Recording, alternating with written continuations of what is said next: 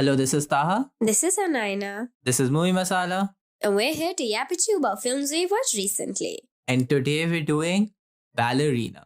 Why would they be at the hotel? They just want me dead to get to her.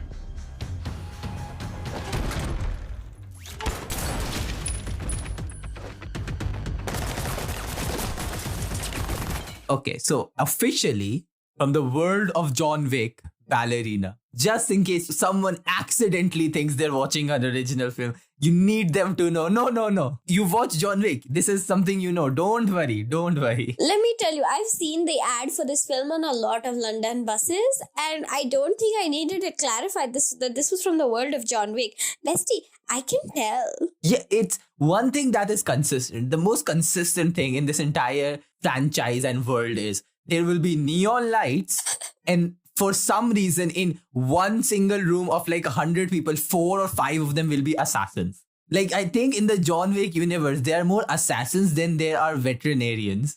I don't think there are as many police officers in the John Wick universe as there are assassins. I mean, that's kind of the point of John Wick, isn't it? Coming from someone who's never seen an entire John Wick film ever, and the only way I've ever consumed John Wick is from my dad watching it on TV and then me just falling asleep. But isn't that kind of the point of a John Wick film?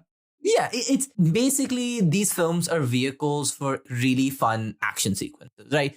It's mainly just that with an intricate story, yeah, right? And I did watch the first few John Wick films, like 1 and kind of bits of 2 and 3 over the weekend. And one thing that I think makes the first John Wick so good is how the world building in the first John Wick works, where it's just fully show, don't tell, where it builds on these are these coins and you just see them being transacted. You see these people here, you see these little small elements. And I think that world building is also one of a major reason why John Wick became this incredible franchise. Right? With 3 things, there's the action sequences, there's the world building, and then there's Keanu Reeves. Right? This is what really, really got John Wick in becoming this huge franchise, right? Yeah. And this is now continued by Ana de Armas in Ballerina, where she plays this character called Eve. The film starts with Javier, who's Eva's dad, as he's trying to protect her. This action sequences. Javier is played by David Castanda, who most people would know as Diego from Umbrella Academy. I think that's a fun action sequence set her up, and her dad dies. She sees these guys with X marks on their hand, and that's kind of the central premise of the film, where she grows up, becomes part of the same cult clan, whatever that John Wick is part of, that is like Russian and has ballerinas and dancing, and she becomes a part of that. And through that, she discovers those henchmen again with the marks, and then tries to find the people who killed her dad, and then gets involved in this whole like arc, right? Basically. Sure. And like figures out more of her past. Yeah. And I think what the film is at its best is, again, those good action sequences, right? When it sings, it's because of those sequences. I think there's no point where the fight sequences don't feel fun or like energetic very much so, right? And I think 2 things really factor into that.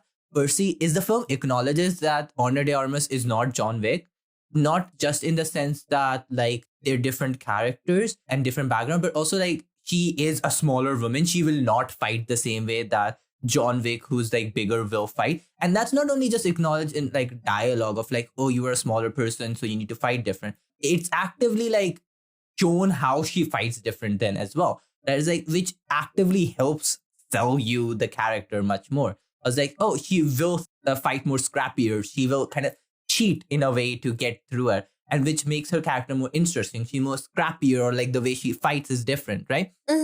And I think secondly, is Ana de Armas herself, who is not, again, John Wick. And again, spoiler alerts, these 2 characters do interact in the film. If you've seen the trailers, you already know this, where Ana de Armas has a different way of like interacting, has different way of like fighting. She engages with the world differently than John Wick does. But John Wick is much more jaded and has already kind of quit this life and is coming back. Ana de Armas' character has grown up here and has known nothing else aside from. Sure, yeah. I saw all of that is really good. There's a specific 2 action sequences that I really want to shout out. There's one with the flamethrower at the very end. I think is very fun. But the best one arguably is the grenade one, where she is in this weapon shop on all she has is grenades and she's fighting everyone with grenades. And it's so cool. It's so inventively done. I mean, it sounds really cool because Ana de Armas is like an action gal because No Time to Die, Blade Runner, The Grey Man, Knives Out. I mean, Knives Out isn't an action film, but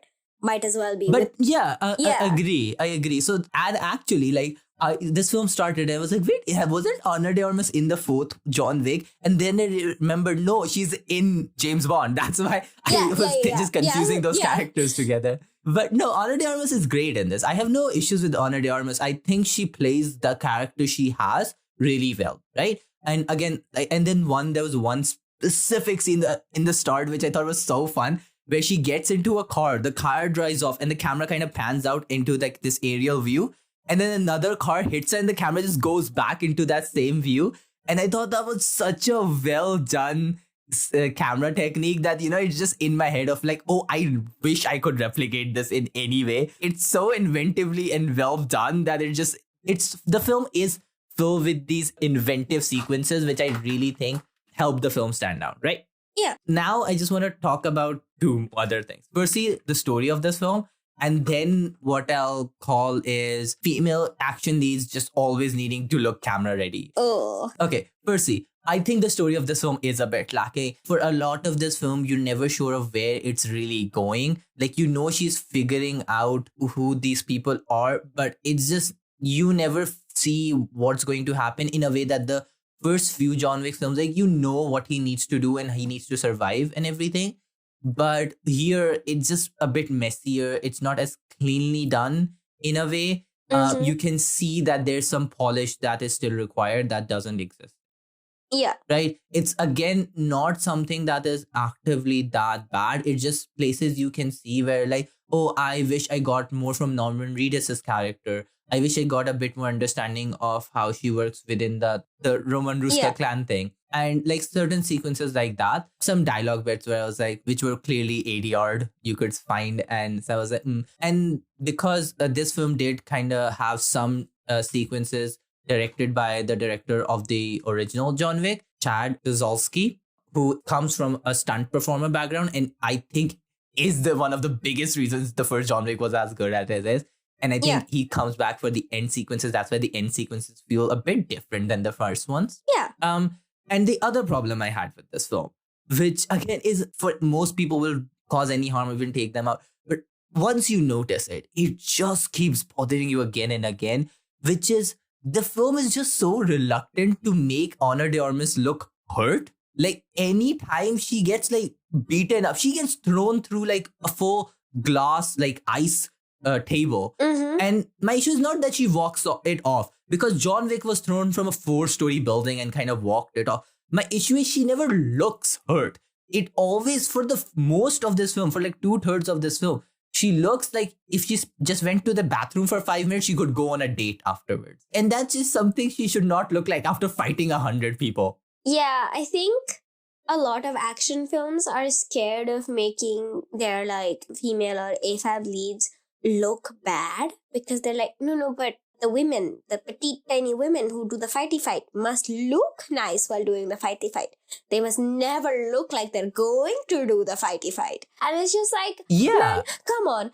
First of all, no one looks like that on a regular basis. Second of all, she's fighting. I look worse when I'm on my period.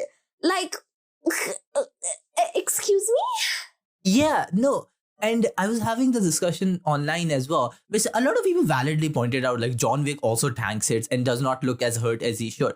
I agree with that. But also you see throughout even the first film, when he gets injured, he has to like take a second and like recoup and like tend to his wounds and stuff. She like fully takes out a piece of ceramic from her shoulder and just walks off afterwards and like never again looks like she's getting hurt. For majority of the film, there's not even like a scratch on her cheek as much. Like all of the damage feels like it's on her clothes in a way that's not really visible. Like, one of the biggest times that stood out to me, again, with the grenade fight, where she actively blows a guy's head off, not even a meter away from her, not a single drop of blood on her cheek. And then when she gouges a guy's eye out, her hands are still clean afterwards in the next scene. Yeah, it's just so stupid. I think it plays on some level. Maybe I'm reading into this too much. I think it plays into this level of, if you want to show strong women, they can never be shown as weak. And it's just like they're either superhuman or they're just like, crumbling into pieces. And it's like, no, we can be midway. It's a range. There can be many, many versions of us, like, doing all these different things. Yeah, exactly. And I think that is where it creates this issue because, like, in the end, she does get a bit scratched up. But because of this happening throughout most of the film, which again doesn't happen in the other films, while he does tank a lot of hits, John Wick never stops looking hurt. He looks like he's hurt, and that creates a sense of stakes because you feel he's hurt. You can see that very visually. And so when he's not able to just like do all of that, it creates a much more sense of like he might not make it through, even though that's not going to happen. It still makes the film like the tension better, and it makes the fights feel like they're tougher instead of like she's able to walk it off. And like you said, it's this thing of like, I can sympathize to some extent of like, in the current paradigm we live in, you don't want to show like a big guy just beating on like a smaller woman. So I agree with that, but I don't think people are going to mind if your female lead has a black eye in the film. I think she looks cooler for it. Agreed. Yeah, and I was thinking of films like Alien and like Terminator, where you have characters like Sarah Connor, Ripley, who, even though, again, they don't not actively bleeding out, like they look like they've had a rough time. Their hair is in shambles, they're sweaty, their clothes are dirty. They don't look like they're able to like, they can just wash their face and are fine. It's almost like movies have been Instagramified. Yeah, Instagramified, like female characters become like more sexualized. And again, Marvel also, again, you can take so many criticisms to Marvel, and one of them is definitely this with the Black Widow ass shots and just this of like, they never look as beaten up as the male leads. And I think that's an issue because it makes them feel like they've not had a tough fight. And realistically, yeah, you should show her that she's much more dinged up because she's had a tougher fight, which makes her cooler. It does not make her less of a badass to take on more damage. It makes her cooler. Yeah. Yeah, so that was something that griped me. I don't think it's a big issue necessarily in this film. Like, I think Ana de Armas takes hits. She is in peril. I think there are a lot of good scenes in the way it's done well. It's a solid watch. But it made me want to talk about how female action leads kind of work and have worked in the past as well. Yeah. But yeah, those are thoughts. Thank you for tuning in. This podcast is produced solely by us with musical assets from Pixabay. If you enjoyed, please do share and follow. Thank you for listening. See you again next time. Bye-bye.